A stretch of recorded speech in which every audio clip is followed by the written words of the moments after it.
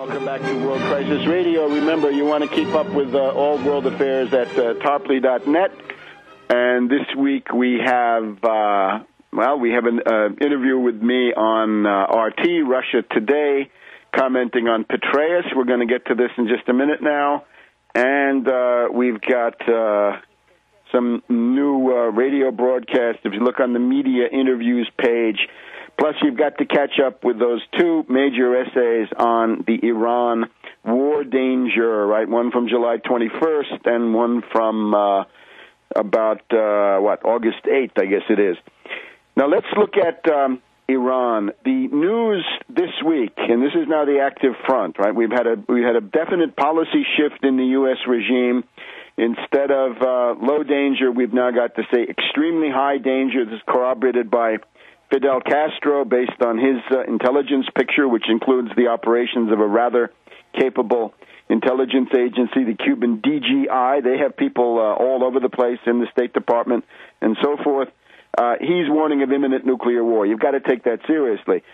The chorus from the neocon madmen this past week, the neocon warmonger madmen, including John Bolton, Charles Krauthammer, William Crystal, the Weekly Standard, their line is, the Russians are now about to transfer the fuel rods into the Bushehr nuclear reactor. Those fuel rods, as far as we can tell, have been stored in Iran for many months, but now they're going to be moved. So before the end of August, certainly, within the next 10 days, you're going to have the Bushehr reactor fully loaded to the point where any air attack would then scatter this reasonably enriched uranium to the four winds.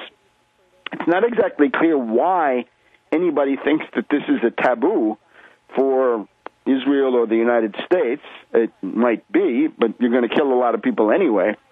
Therefore, what these neocons, Bolton, Krauthammer, Crystal, others, are calling for, demanding, and talk radio going wild over this week, you've got to bomb Iran now, is what they're saying.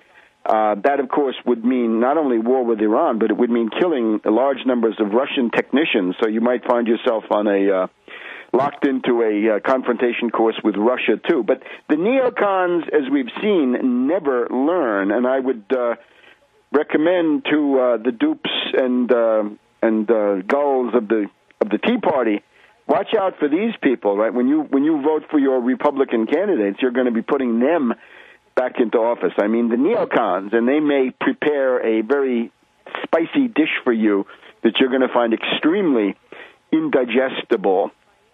Now, we've also got reaction coming to what we discussed last week. This long article in the Atlantic Monthly, this intellectual magazine of the U.S. ruling elite, right, long tradition based in Boston Brahmins, financiers, and so forth, their idea of culture. And this contained as we pointed out last week, the Jeffrey Goldberg article on the essentially irrepressible momentum of the Israeli ruling elite towards an attack on Iran, except that this in many ways does not add up. I would recommend two articles. One is by a guy called Trita Parsi, P-A-R-S-I. This is obviously an Iranian or Iranian origins, and Gareth Porter. And essentially what they both say, especially the Trita Parsi one, is that this is really a rhetorical posture by the Israeli leaders who are not really in mortal fear of an existential threat to Israel by Iran with a nuclear weapons program which has not been proven, the perspective of moving towards nuclear weapons or coming to the threshold of being a nuclear power, or even having one or two nuclear weapons, of which there is no proof, I stress again and again, that instead you can find quotes from people like Tzipi Livni, the former foreign minister, today the leader of the Kadima opposition, I guess it is, all saying that Iran is manageable, that you can deal with Iran, and as long as it was a question of encouraging the U.S. to support Iran against Iraq, for example, all during the 80s and into the 90s, the Israelis were not on a strong anti-Iranian line, but now they are, and it seems to be motivated by geopolitical interests which are not to be identified with an existential threat. Rather, it's the desire for regime change, the desire to manage away yet another threat. So the entire premises of Goldberg's article in The Atlantic seem to be coming under well-informed attack, especially by Trita Parsi, Gareth Porter, and a couple of others. And I would stress again, the most obvious one is you never proved that there was an Iranian nuclear weapons program. You never even mentioned that national intelligence estimate of the U.S., December 2007, we state with high confidence that there is no Iranian nuclear weapons program. So you think there is one? Great, prove it.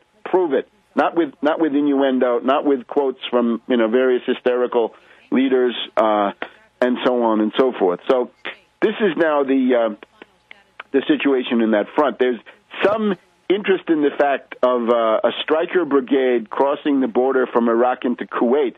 The 42nd Stryker Brigade, with Richard Engel of NBC News, crossed in the night between Wednesday and Thursday, I guess. And we're supposed to look at this Olbermann on TV live, and MSNBC giving great attention to this because they want Obama to look good. They want Obama to be the guy who finally brought the Iraq war to an end. And, of course, that hasn't happened, has it? Nothing has changed. This was a photo op. This was a market for the dupes arranged by the U.S. Army. They simply arbitrarily said, here, that 42nd Stryker Brigade is the last combat unit, and they're now leaving in the dead of night, and therefore the war in Iraq is over. Well, that is baloney. There are 50,000 troops, which they may not be labeled combat troops, but they are all trained. They can become combat troops in about 2 seconds, and it's possible that they will sooner rather than later. They're supposedly advisors. Plus, this does not even mention the presence of these contractors, right? The old Blackwater, DynCorp, and the rest of them. They're all there, and they will become more numerous, if anything, as we go towards 2011 and 2012. So the Iraq war grinds on and on and on, and Obama still has, according to my count, more combat troops in the field. And again, let's just say more troops in the field in foreign countries under combat conditions, whatever they say. He's got more combat troops in the field than Bush ever did. So Obama is the warmonger in chief. Now, in the middle of that, we have General Petraeus staking out the obvious issue, which is in Afghanistan now. It is the July 2011 deadline. We know why Obama needs this so much.